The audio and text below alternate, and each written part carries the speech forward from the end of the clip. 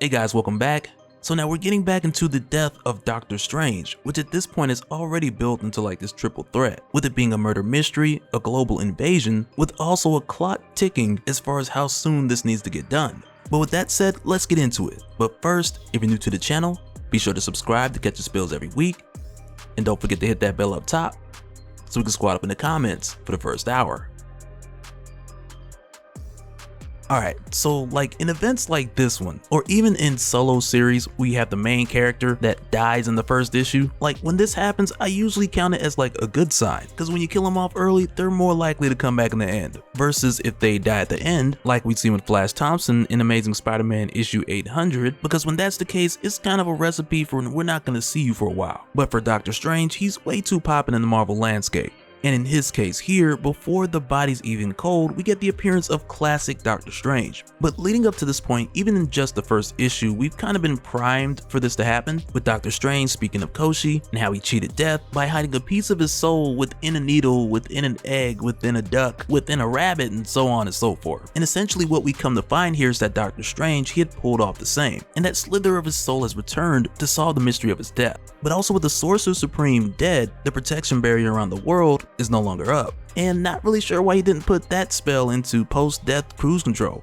But either way, he didn't, and here we are. But with this happening, you have like the appearance of a number of deep-cut Doctor Strange villains, and many from a number of years of exile, like in the case of Agamon, who made his way here first, attacking in the Gobi Desert. And in his case, once again, he's one of those characters who is interesting to see in a series about the death of Doctor Strange, because when Agamon faced Doctor Strange in a duel to the death, they were literally at a standoff for hours. And it was at a point to where if one didn't give up, then they both were gonna die. And eventually it came to the point to where Agamon was just like, look bruh, it ain't that serious. And he forfeit the challenge to Doctor Strange, who in his case, Doctor Strange didn't flinch at the sight of death. And with Agamon being the first to come back, I kind of got this feeling he has a bit of I told you so in his system, like he knew Doctor Strange was eventually gonna die, running around like that, just not giving up. Like he just knew somebody was gonna kill Doctor Strange sooner or later. But then next up we have Dagoth the Seaborn, so where in his case he had raised the sunken city of Kalamesh from the sea floor, but also in his case he's calling due archaic blood depths from old families who still remembered their ancient allegiances to him. But in the case of Dagoth, he's another throwback Doctor Strange villain who had appeared for a short while back in Marvel Premiere in the early 70s, to where he later became more of a Conan thing. But for him, we're shown that he's re-raising the city of Kalamesh, which had been sunken countless years ago, after its people forsook their elder ones, which represented good, to then later worship Dagoth, who serves Shumagora. But in this case, he wanted the people to worship him and the blood sacrifices to go to Shumagora to give him strength. So with just seeing that, just a heads up, there's potential for this to get dark. But lastly, and just as an honorable mention, and not even an honorable mention, just a mention, but when Kalamesh had went down into the sea, for one, all the people who served Dagoth, they died. But we have seen cases to where people who have served Dagoth, who were later then reincarnated and had the memories of their years of servitude or even carrying out the sacrifices in that previous life. So just want to say that that was a thing too. But then aside from this, we also get the return of Tiboro, who's a Peruvian magician who I believe was banished at one point to the 6th dimension. But this dude is crazy powerful, and it's said that he had taken over the entire world at one point, but later we kind of had this thing to where Doctor Strange turned him to stone, and then after that America Chavez had like destroyed him, but he's back now and he's not stone, so we'll see if he explains it. But then over in Antarctica we see Umar, the twin sister of Dormammu, who has already manifested a portion of her kingdom. But then after this, going back over to the Sanctum Sanctorum, like with classic Doctor Strange just showing up, and initially there's a lot of suspicion, but between Dr. Voodoo, Zelma, and even Bats, they all confirmed that it's definitely him.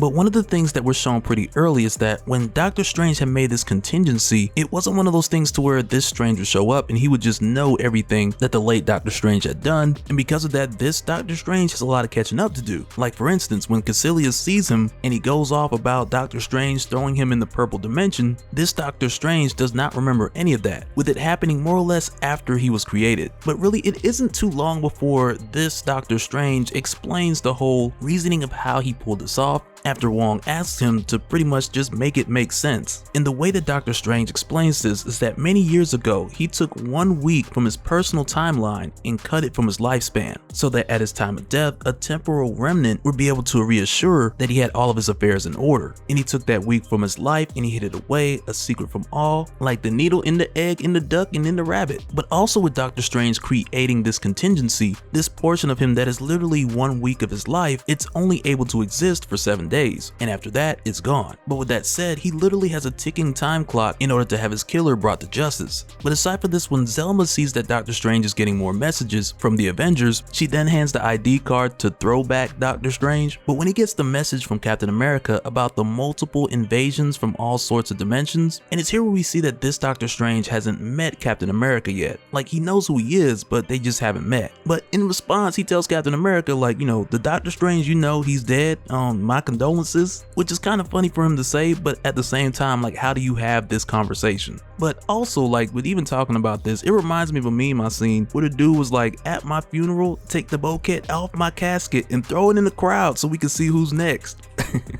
Talk about a plot twist. But at this point, after classic Doctor Strange has been briefed on everything that's going on, he's then like, well, okay, let's get the current Sorcerer Supreme. But when everybody just kind of stops and just stares at him like, that's supposed to be you, big dog, then right away he just knows, like, okay, like he has to diagnose this situation and figure all this out while being this version of himself that's really more or less like a man out of time. And with him not so much having the experience of the Doctor Strange who had been here, he still nonetheless is a doctor, which for many years that in itself, that has been Doctor Strange's advantage, because even in situations where he may not be as powerful as who he's facing, or even in cases where he may be outnumbered, but with his ability to treat each situation as a patient and view conflicts just like their illnesses, to where then he can perform spells with surgical precision, and it's within that method that he does his best work. And that's precisely what he does here, because right away when he asks Captain America if these invasions are happening in populated places, to where Captain America then tells him no, because each of these guys who are popping up around the globe, they're more so just claiming territories and establishing themselves within these different areas that are more so isolated. And because of that, classic Doctor Strange, he advises that they ignore these guys for the moment, because their invasions are more so symptoms to a bigger condition, because if these warlords could, they'd be spreading out and conquering, but for whatever reason they're not, and the heroes need to figure out why.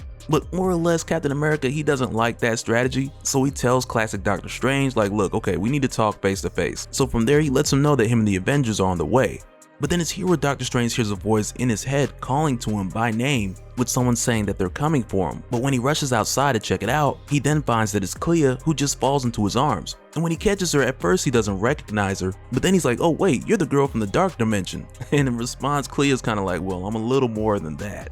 But then it's rather quickly where she lets them know that Agamon, Umar, Tibero, like all these people who appear to be invading, that they're actually fleeing from the same ones who have chased her here. And it's not too long after Clea arrives where we then find that she's being chased by the three mothers. And in the case of the three mothers, we learn more about them like as we go along, and I'll point out some things as we make our way through, but I'd say at this point, one of the most notable things is that this classic Doctor Strange, who doesn't necessarily know much of what's happening in the world at this point in his time, but he does recognize the three mothers, the Word, the Crawling, and the Crown. And even though at this point we don't really get too deep into who they are, but instead we really more so get a taste of what they're made of. And as far as more of the details on them, I feel like we're gonna get more of the Strange Tales type of treatment, to where the bad guys just show up and Doctor Strange just explains everything. But initially when they show up, it's just time to fight. And because of that, classic Doctor Strange, he makes his stance. And he lets the three mothers know that this woman, she's under the protection of Doctor Strange, the master of black magic. And right away Mordo's like, oh yeah, I forgot that used to be your thing. But when the three mothers show up here, both Mordo and Caecilius, they bounce, because really Mordo could care less if Doctor Strange dies again, but instead he's more concerned about getting at the person who killed Doctor Strange in the first place before he did. But as soon as they leave, the Avengers show up, and when classic Doctor Strange tells Cap that we gotta protect this woman, and Captain America's like, you mean your wife? And it's right then when this Doctor Strange gets a better notion of what Clea was referring to earlier. But at this moment, the three mothers, they're not gonna like just let the heroes sit here and have a conversation. And when they get here, the fight picks up pretty quick. But even still, it isn't long before we find out that with them coming here, and initially they had done that because they were following Clea, but even in that case, their mission is to take magic and feed it to their child, who of course they had to leave unattended in order to come here. And with them being met by the Avengers, to their surprise, they then take this as an opportunity to see what this world's world's defenders are made of, which from there then takes their focus off of just going after Clea and instead fighting the Avengers, which as they would describe isn't really much of a fight, but instead more of a test which the Avengers had pretty much failed, because you have one by the name of Crown, she defeats Thor, and another known as the Crawling, who is made up of acid mouth worms, who takes down Iron Man, and a third one named the Word, who's like an alien mage priestess who's pretty much sized up the entire team and let the other mothers know that there's plenty of magic here for them to feed their child. And with saying that, she opens the door and the three mothers begin to leave. And at this point, we really don't know who this child is, and all we've really seen at this point is talks of the child making his way here from the outer planes, from like the demons who had attacked Strange Academy, in order to feed the souls of the children to this mysterious child. But even still, for the most part, we really don't know who or what we're dealing with. But as the three mothers leave in order to get back to this child who's unattended at the moment, they let classic Doctor Strange and the others know that they'll be back for Clea and everyone else. And it's a very troubling thing to hear, especially after these guys just beat the brakes off of Earth's mightiest heroes, who at this time are just incapacitated after this fight, which again was just said to be a test. But whenever they do get up, I will say that I'm pretty sure that with Captain America, in spite of him disagreeing with classic Doctor Strange, that he'll still be pretty open to hear what kind of suggestions he has on how to approach this. And so now real quick, I want to give a special shout out to all the patrons. Thank you guys for all of your support. And for anyone who's new here, who wants more information on how to support the channel, I got a link below so you can go to patreon.com/dopespill. But that'll do it for this one, guys.